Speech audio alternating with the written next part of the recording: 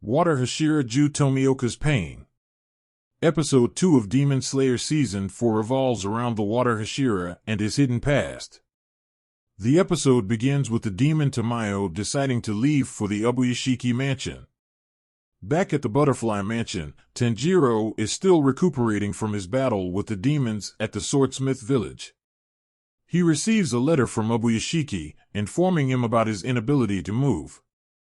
He encourages Tanjiro to seek the Water Hashira, Ju Tomioka, and persuade him to join the Hashira's training. From the first episode, Ju mentioned that he's different from the other Hashiras, and Tanjiro is about to find out why. As Tanjiro is about to leave, he meets Aoi, who gives him packed rice balls for his travels. During their brief conversation, Tanjiro realizes how sensitive the situation involving Ju is, as Aoi highlights that if it were her, she'd want Tanjiro to let her be by herself. And so, Tanjiro, being Tanjiro, decides to be his thick-skinned, persistent self, repeatedly calling out to Ju from the outside when all he wants is some peace and silence.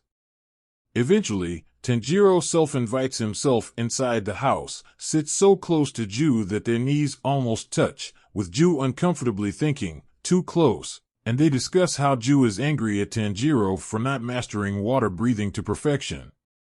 He mentions that Tanjiro was supposed to become the Water Hashira, and he himself denies being one.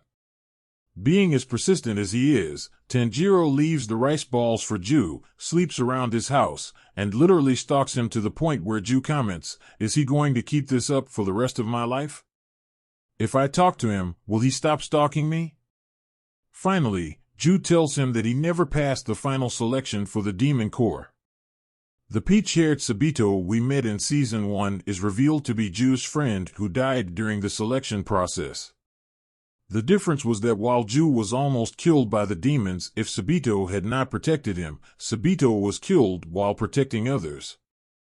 This was also when Ju got injured, and while he survived the 7-day test period, he never killed any demons and woke up to the news of his friend's death. This is why he doesn't consider himself a Hashira and feels he's different from the others who've earned their place. Tanjiro is filled with emotion and thinks of a way to convince Ju still, since a mere "the living must go on" would not suffice.